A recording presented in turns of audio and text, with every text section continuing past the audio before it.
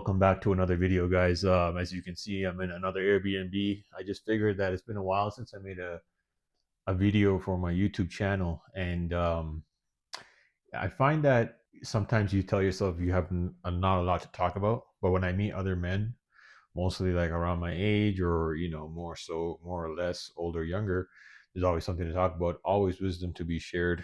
So I'm like, you know what, just talk, just give an update. Sometimes I'm like, why am I doing this YouTube? Am I trying to be an influencer? No, I just want to make videos that I want to look back on. I want my family and friends to see, right? So, I noticed one theme is that I've been traveling to. Right now I'm in Bogota, Colombia. Been here about 3 weeks now. It's about June 2025, right? It's crazy that how we're already 6 months into the year of 2025. The reason I didn't bring a ring light with me, so the reason I'm in this frame is because I get the natural light from the big window. Normally, I would only pick Airbnbs that have a balcony, and this one didn't. However, the area is not bad. I probably wouldn't stay in this particular one again. I don't know where the good ones are in Airbnb because as a single guy, you know what I mean. Like you need good Airbnbs, not ones that are too anal and that have good amenities and good location. This one is very close to a famous club here called Theatron. So I haven't been much clubbing this year. Like this year compared to most last 5 years, I probably went to the club like 2 or 3 times. Kind of like lost that itch to go there all the time. It's like, but am I able to replace that time that would have been spent in the club doing something better? Maybe, maybe not. It's subjective, right? So the main thing I wanted to mention was like a lot of people would ask me, why do you keep going to Colombia? I want to go somewhere new. I want to go here. I want to go there. I want to go there. Well, first of all, after taking over 15 to 16 flights to Colombia, I can definitely say traveling is a job.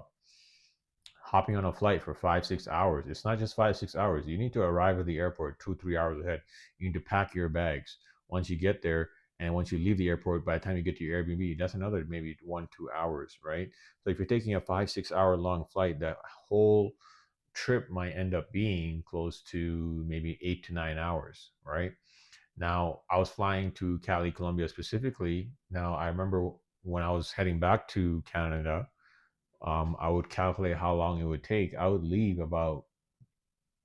had to wake up around 7:30, 8 a.m., leave the Airbnb by 9 a.m. So I would get to the airport by 10 a.m.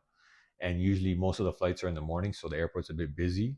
So by the time I hop on my first flight and I land back to my house in Canada, it could be anywhere between 11 p.m. to 12 a.m. So that's almost like a 15 to 16 hour trip. Even though the flight will say only 7, 8 hours of travel time, it's like 16 hours gone in my day, right? And if I'm taking a bunch of short flights constantly, like once every 2, 3 months, that's a lot of time, and that can ruin your routine. So another reason why I feel like it's beneficial to keep going to the same place, because I find that every time I go to the same place, my expenses get lower and lower, right? Anytime you go somewhere new, you're going to want to see new places, try new food, go here, go there. You're going to obviously pay the scam tax. What I mean by the scam tax is like everywhere, every time I go somewhere new, you're going to get hustled by somebody somewhere, scammed on something that you're going to overpay for or whatever that you didn't know. Um, and you just avoid all these things when you travel to the same place. You build a routine, you know where you like to eat. Even relationships, right? If you're a single guy and you're trying to mate with girls that are long term, I'm not into the short term anymore, or I never really was, but like I found that like whenever you do short term trips to somewhere, you're not going to create long lasting relationships. Sometimes men get lucky and they hit it off and they're like, oh yeah, this is the one, I met her here and then we flew and this and that. But in reality, if you want multiple long-term relationships, you need to nurture them just like a garden, right? It's like you plant the seed, you got to keep watering it and watering it and watering it. So it helps in that aspect as well, saving costs, routine, relationships. And if you're especially in the building stage where I'm at, I find that it's much easier for me to stick to one place. So I was choosing Cali, Colombia for the most part, but Cali, Colombia was kind of getting out of hand in a sense where, like I mentioned, it's that extra 4 or 5 hours just for that second layover. So for now, I might choose Bogota, but essentially, I am working towards Southeast Asia. I'm noticing now, like even as I get older, I'm 32 now. I'm turning 33 in a few months, and I'm noticing that I lose. I wouldn't say I'm losing friends, but there's less and less people in my social circle and social life that I grew up with or I was friends with for over the last 10 years. Whether they're getting married, whether they're occupied with work because life is getting expensive. Maybe they have a child, maybe they move away, maybe they are focused on other things. Like the circle gets smaller, and as people get older, especially men around my age, their priorities they're finally their priorities are kind of becoming more important to them in their life. And I find that for the most part, which is totally fine, and I agree it should have happened sooner in your 20s. It's happening a lot more now in my life, in my 30s, um, early 30s. So one thing I don't like or I don't agree with, or I would advise most men to take account to, is like when men, when guys like get into a relationship with a girl and then they no longer come around. They're no longer hanging out with you or calling you, or they just don't have the time. And hey, I understand like a relationship is a relationship, but it's almost like um nobody needs to spend that much time with another person, and it's more so like that person's like almost controlling their life, whether they know it consciously or subconsciously. I'm not too sure. um I just know that I might have been like that in one of my long-term relationships. However, I don't think that most from my experience, I would never do that again. I would probably still prioritize myself and all the things I have to do, and especially the people that matter. So if you're, nowadays I'm trying to align myself with more people that are on business minded, lifestyle minded, fitness minded, networking minded. So most of these people that you are going to connect with, you're going to feel that you're going to want a long term relationship, or but nothing lasts forever, right? People change, people move on. I feel like the way the world is now in 2025, your relationships need to be strong, your connections need to be strong, your understanding of each other needs to be stronger. So like when you meet people that you're trying to build with, and then boom boom, they get into a relationship, especially men, they get into a relationship with a girl, and then now they're all of a sudden disappear, they're not in contact, they're not pouring into the mission.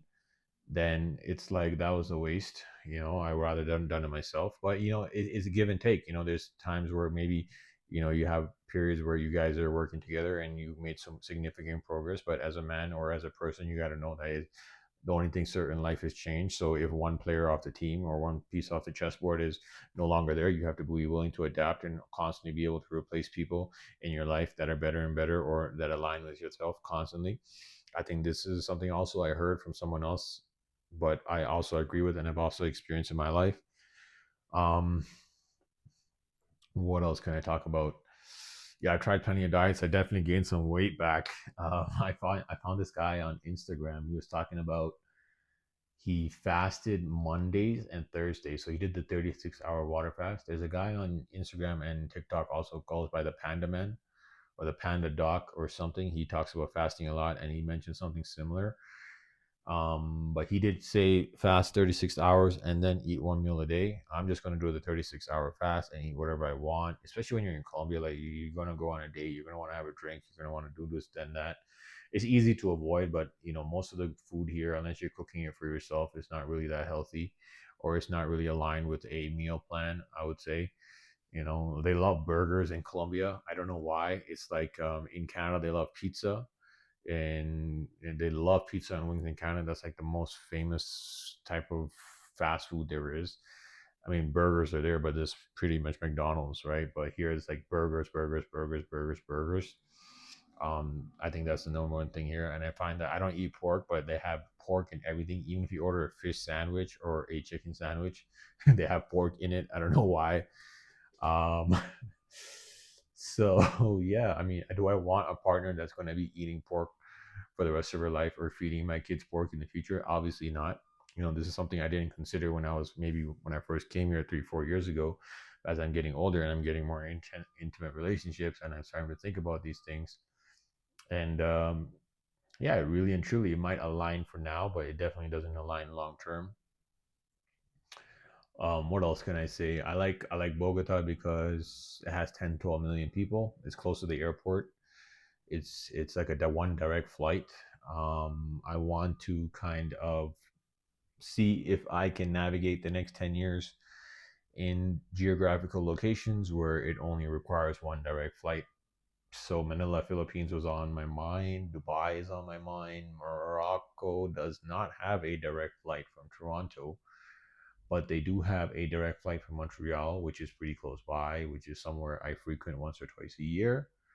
So it wouldn't be too bad. Um, just speaking generally, coming out of Toronto. Um, I mean, I still do real estate. I still in the real estate market. I feel that now the game is done. No more leverage. No more banking. No more putting 10, 20% down on your mortgage. No more feeling like you can put down 50 to 100K and wait 2 to 5 years and you're gonna have enough money to get rich, or your price is gonna go up. And you know what's crazy is that even when the people that I did see do that, even though they did it when the price did go up, maybe you say somebody made $100,000, they put 100,000, now the 100,000 was 200,000. Instead of being grateful and being smart and saying, okay, let me cash out my 200,000, now they wanted to wait to get to 400,000 and then they missed it and now they're negative 50,000. So it's like I'm seeing this situation happen on different scales in Canada, and I feel like I've seen the cycle happen 3 times and each time it gets worse and worse. And banks are tightening up and tightening up. I don't know what happened, but during the little pandemic, like they really made it real. Like a lot of changes were happening, and I'm starting to see it like instinctively on people, like the way they talk, the way they move, the way they think. The amount of people that you connect with now, like the life has changed, the world has changed, and a lot of people are still not adapted. And now they're adapting too late when they realize, when they're going through hardship, then they start questioning everything. And it's like, okay, well, sometimes it's hard for people to listen. The media machine is strong. I would say Canada is one of the best marketers in the world. I honestly think so. I mean, probably America too, but North America. I would say North America is one of the best marketers in the world, and Canada specifically because they do well. They do really well. I'm hearing some knocking, and I don't know if the guy is upstairs hearing me talk and he's knocking, saying, "Hey, buddy." I'm not even being that loud. Who cares? I don't give a shit. But I noticed that in Bogota the walls are kind of small. Cali, it's a bit a bit larger. I do like Cali. I think I might choose a different city, but no, it has to be Bogota. Generally speaking, it has to be Bogota if I'm choosing a city in Latin America, just based on the fact that it's a travel time. If I need to go back to Canada, I book a flight tonight. Boom, I'm gone. I'm there in like 6, 7, 8 hours. I don't have to take 2 flights. I don't feel like it's such a demanding physically and mentally thing to take 2 flights. Like I was taking when I was coming to Cali, Colombia, I would take the midnight flight. So the flight would leave around 11 p.m. Whatever. You can sleep on your first flight. It'll land in Bogota around like 5, 6 a.m. And then the next flight will be around 7 a.m. So you'll be sitting in the airport at like 5, 6 a.m. That you can't sleep. It's loud. Bogota airport is one of the craziest, biggest airports in Colombia, and it'd be loud. You can't sleep. And by the time I get to my Airbnb, like I mentioned, it'd be like 10 a.m. So it's like it really messed up my sleep schedule. So I just figured, I'm like, hey, if I just got off at Bogota at like 5 a.m. and I just stayed in Bogota, I'd be great. Like energetically, physically, mentally, I'd be like not fatigued. I'd be ready to go. Maybe I'm getting older. I don't know. I'm pretty sure. So trying to manage that as well. Um, I think that putting yourself online and going yourself out there is kind of mandatory now. Whether you're a business or you're individual, they say personal branding. Someone I really follow is Ty Lopez, and he talks about this a lot. Your personal brand is going to make you rich. I'm not saying I'm not. I don't want to get rich. I mean, everybody wants to get rich. I don't have any plans right now in building a personal brand, but I do feel like everybody should be going online, which is probably why I'm like constantly telling myself, hey, just make a YouTube video. Hey, do this, do this, do that. I have other things going on in my life that you probably don't know that I'm a part of. But, in terms of personal brand, I'm speaking about myself. It'd be nice to have, wouldn't you think that, say you blow up one day, that wouldn't you think that it'd be nice to have a video of you when you were like not blown up, or when you were younger, and you were like, oh, okay, look at me then, like, or this, or you would want to look back at yourself and see how much you've grown, or every step counts. Every step counts, and there's no misstep. Once you have a good month, say you have a business and you kill it after like 2 years, and boom, like you land one big client, like you can't just say like that one month you went harder. No, everything adds up. Everything adds up in like the small things. That's one thing I learned about when I did my root canals in Cali, Colombia, and I was getting them done. And I'm like, I'm only 31 years old.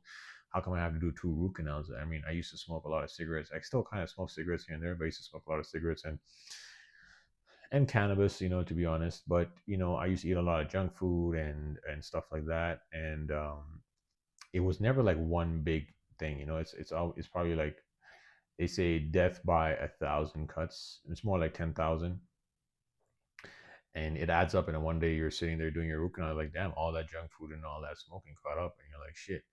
But I do think the opposite is true. I think that you can win by 1,000 decisions as well. 1,000 small decisions can win.